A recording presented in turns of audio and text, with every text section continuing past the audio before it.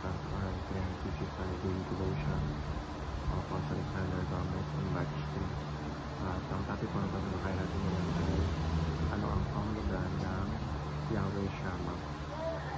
Ngayon po ang ating Bible verse ay tungkol sa Ezekiel chapter 48 verse 35. At isang po natin nakatingin sa P6 na nakasalita ng Diyos.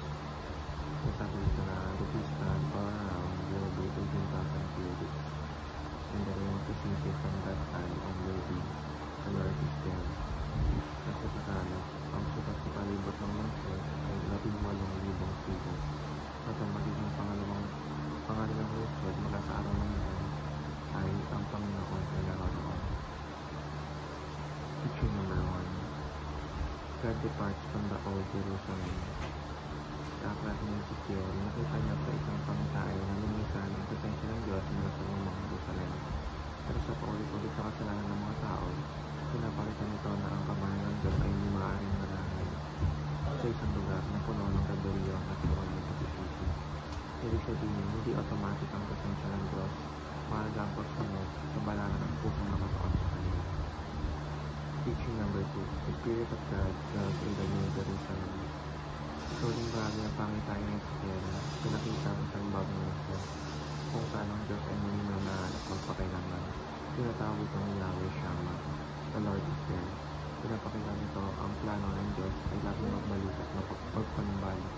Ay tatapos sa isang tahanan kasama siya na walang hanggan. Teaching number 3. The Church is the fulfillment of Yahweh Shammah. Sa bagong tipan, ang presensya ng Diyos ay hindi nalimitado sa isang lugar, kundi nanganganak sa mga mananampalataya mismo sa pamamagitan ng Espiritu Santo. Ang church ngayon ng katawan ni Cristo, ang modelo ng larawan ng the Lord is there.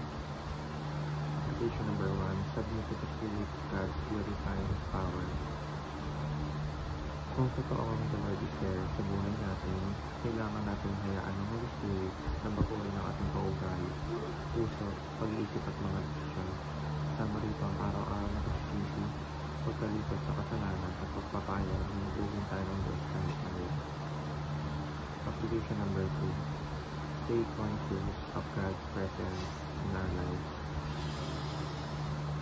Hindi laging pensante o tayo may problema natin mararanasan ng Diyos.